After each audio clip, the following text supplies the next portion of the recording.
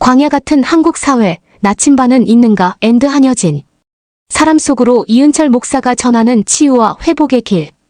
흔들리는 공동체의 현실, 광야와 다르지 않아. 치유와 회복의 힘, 외부 아닌 자기 안에서 비롯. 광야에서는 지도가 아니라 나침반이 필요. 불안한 인생을 살아가는 이들에게 치유의 메시지를 전하고 있는 이은철 목사. 박혜윤 기자. 경쟁은 끝이 없고 미래는 불투명하다. 그 속에서 사람들은 매일같이 불안에 시달린다. 누군가는 인간관계의 파탄으로, 또 누군가는 중독과 우울증으로 삶이 무너져 내린다. 개인의 문제처럼 보이지만 이는 곧 한국 사회가 안고 있는 집단적 위기이기도 하다. 보건복지부 국립정신건강센터가 실시한 2024년 국민 정신건강 지식 및 태도 조사 결과는 이를 단적으로 보여준다. 조사에 따르면 한국 국민 10명 중 7명이 지난 1년 동안 심각한 스트레스와 지속적인 우울감 등 정신건강 문제를 겪은 것으로 나타났다. 통계청이 발간한 아동 청소년 삶의 질 2022 보고서도 충격적이다. 자살은 청소년 사망 원인 1위로 집계됐고 자살률은 여전히 증가세다. 지난해 기준 국내 마약 사범 수는 23,022명으로 나타났는데 이는 10년 전보다 3배 이상 늘어난 수치다. 겉으로는 풍요롭고 안정된 듯 보이는 사회지만 정신적 정서적으로는 이미 깊은 병을 앓고 있는 셈이다. 한국 사회는 지금 심각한 위기 상황과 마주하고 있다. 이은철 목사는 이런 현실을 누구보다 예민하게 바라봤다. 그는 사람들이 절망적 상황을 외면하지 않고 마음을 치유할 수 있는 길을 꾸준히 모색해왔다. 최근 펴낸 신강광야 같은 인생에서 승리하는 비결은 바로 이런 문제의식에서 출발했다.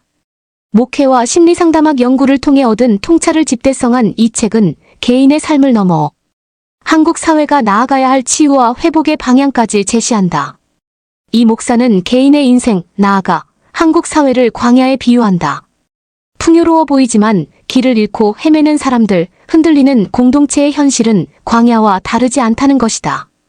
그는 개인의 내적 치유가 결국 가정과 사회의 회복으로 이어질 수 있다고 강조하며 한국 사회가 다시 건강한 공동체로 서기 위해서는 한 사람, 한 사람의 치유와 회복 과정이 절실하다고 역설한다. 인생 자체가 광야. 책을 쓰게 된 동기를 묻자 이 목사는 잠시 생각을 고른 뒤 입을 열었다. 알코올과 마약, 게임 중독, 우울증 등으로 삶이 무너져 내린 이들을 치료하고 돕고 싶은 마음이 컸습니다. 신학을 공부하며 영적 세계를 경험하고 심리상담을 연구하며 치유와 변화를 목격한 경험이 바탕이 됐다.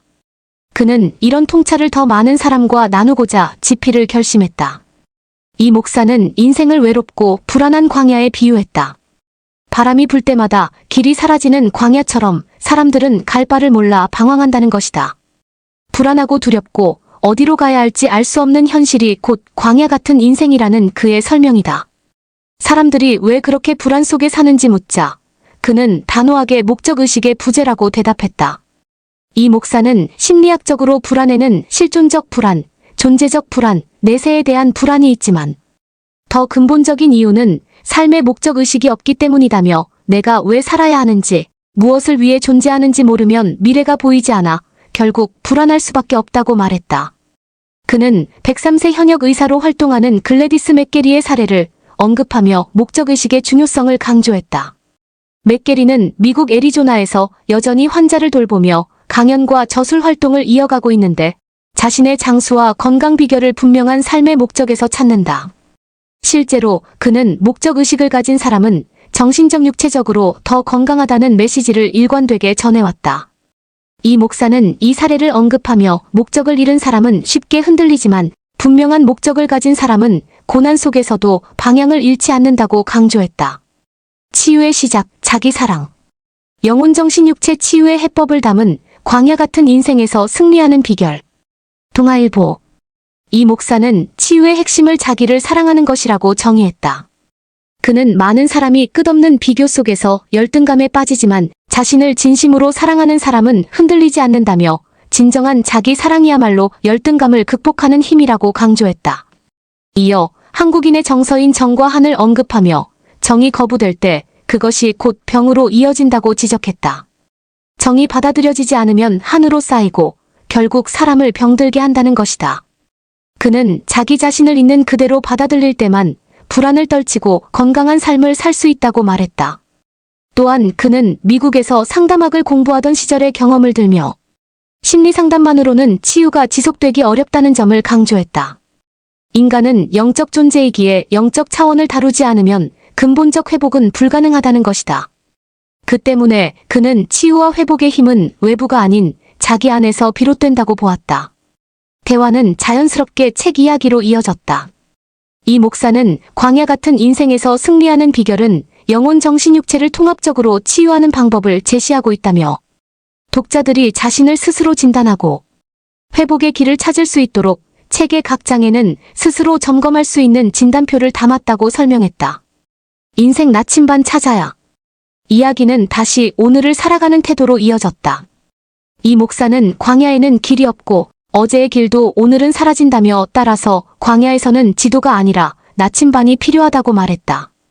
그 나침반은 영적 GPS가 대표적인데 그것은 성경일 수도 영적 진리나 철학적 성찰일 수도 있다는 설명이다. 이 목사는 통찰력과 분별력의 중요성도 거듭 강조했다. 그는 보이스피싱이나 다단계 사기에 쉽게 속는 이유 역시 영적 분별력이 부족한 데 있다고 지적하며 통찰력은 배워서 얻는 지식이 아니라 직관에 가까우며 진실과 거짓을 꿰뚫어보는 눈이 있을 때 세상에 휘둘리지 않는다고 덧붙였다. 대화의 끝에서 그는 치유의 주체는 결국 자기 자신이라고 정리했다. 의사가 병을 고치는 것처럼 보이지만 실제로는 환자 스스로의 몫이듯 스스로 자신의 상태를 진단하고 치유의 길을 걸어가기를 바란다는 것이다. 그렇게 될 때 개인은 물론 가정과 사회 전체가 건강해질 수 있다고 강조했다. 광야 같은 인생에서 승리하는 비결은 단순한 종교 서적이 아니다. 불안 속에서 길을 잃은 이들에게 인생 나침반을 건네는 안내서다.